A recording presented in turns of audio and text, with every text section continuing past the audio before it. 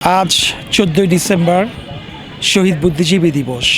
আমার বাবা শহীদ বুদ্ধিজীবী দিবসে আমাদের দেশের যে মেধাগুলি ছিল বিভিন্ন ক্ষেত্রে, শিল্প, চিকিৎসা, স্বাস্থ্য, সাহিত্য, সঙ্গীত, প্রতিটা ক্ষেত্রে যে মেধাগুলোদেরকে শেষ করে দেওয়া হয়েছে এবং বেছে বেছে তাদের মধ্যে একজন ছিলেন শহীদুল্লাহ কায়সার। তো আমার বাবা শহীদুল্লাহ কায়সারকেই খুঁজতে যেয়ে 1972 সালের 30শে জানুয়ারি নিখোঁজ হন। তো এই শহীদ বুদ্ধিজীবী দিবস আসলে আমাদের দেশের জন্য এবং আমাদের পরিবারের জন্য, আমাদের সবার জন্যই আসলে একটা বেদনার জায়গা। এই বেদনা, এই যে লস, এই যে ক্ষতিটা আর কি, এটা দেশের জন্য বিশাল ক্ষতি। এই ক্ষতি আসলে কোনোভাবে পুষিয়ে নেওয়া সম্ভব নয়, কারণ যেই মেধাগুলো ছিল আপনার, এই মেধাগুলো সহসা আর ফিরে পাওয়া যাবে না।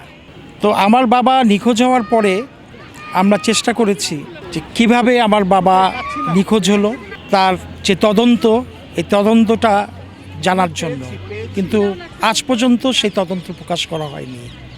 এটাও আমাদের বাঙালিদের জন্য, আমাদের বাংলাদেশের জন্য, আমার জন্য, আমাদের পরিবারের জন্য একটা কষ্টের জায়গা। আমার বয়স, আমি খুবই ছোট ছিলাম, 1 বছর ছিল আমার জন্ম 1970 সালে। সেই হিসাবে আমার বয়স ছিল 1 বছর। বাবাকে যে হারিয়েছি, আসলে সত্যি কথা বলতে আজকে যদি বাবা বেঁচে থাকতেন তাহলে আসলে এই দেশের অবস্থা এরকম থাকতো না।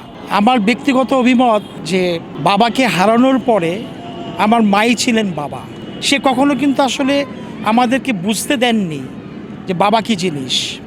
তবে হ্যাঁ, বাবা সম্পর্কে তো তার লেখা এবং সিনেমাতে আমরা দেখেছি এবং মার কাছে শুনেছি, এবং যারা জহির রায়হানকে চিনতেন তাদের কাছ থেকে শুনেছি। তো বাবার যে কর্মের জায়গায়, যে উনি যে এই যে বিশাল বাংলাদেশের এই যে স্বাধীনতা যুদ্ধ, এই যুদ্ধকে সারা বিশ্বে উনি দেখিয়েছেন, চিনিয়েছেন, এটা তো আসলে অনস্বীকার্য। তো সেই জায়গায় দাঁড়ায় আমি ফিল করি যে আজকে যদি বাবা বেঁচে থাকতেন তাহলে আসলে দেশটা বোধহয় এরকম থাকতেন না।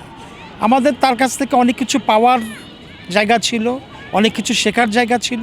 তবে হ্যাঁ, আমার মার কাছ থেকে মাঝে মাঝে শুনি সে দেশের জন্য যা করে দিয়েছেন, মা বলেন যে দেশের জন্য যিনি করেছেন তার জন্য আসলে দুঃখ করার কিছু নেই। মানে আসলে যেহেতু আমি খুব ছোট ছিলাম, আমি আসলে এই জিনিসটি কোনো সময় ফিল করিনি। কারণ আমার মা যখন আমার সামনে দাঁড়িয়ে থাকতেন, আসতেন, আমার মনে হতো ইনিই বোধহয় আমার বাবা, ইনিই আমার মা।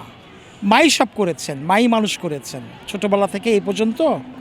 মা কোনো দিন বুঝতে দেননি যে বাবা কী জিনিস। তবে বাবার যখন, যে বললাম যে বাবার যখন সৃষ্টিকর্ম দেখি তখন একটা ফিল করি যে সবার বাবা আছেন। আপনি যেটা বললেন যে স্কুলে হয়তো বা কোনো ছাত্রছাত্রীকে বাবা নিয়ে যাচ্ছে, কোনো বাচ্চাকে নিয়ে যাচ্ছে, সেই জিনিসটা তো আসলে একটু কষ্টের জায়গা, কিন্তু ওরকম অনুভব আম্মা আমাদেরকে কোনো করতে দেয়নি।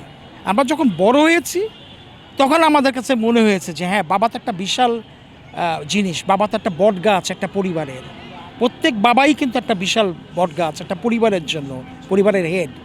তো সেই জিনিসটা আমরা ফিল করেছি, কিন্তু পাশাপাশি যখন মনে হয় আচ্ছা বাবা তো দেশের জন্য জীবন দিয়েছেন, হ্যাঁ, আর মা তো আছেনই, মা তো বাবার ভূমিকা করছে।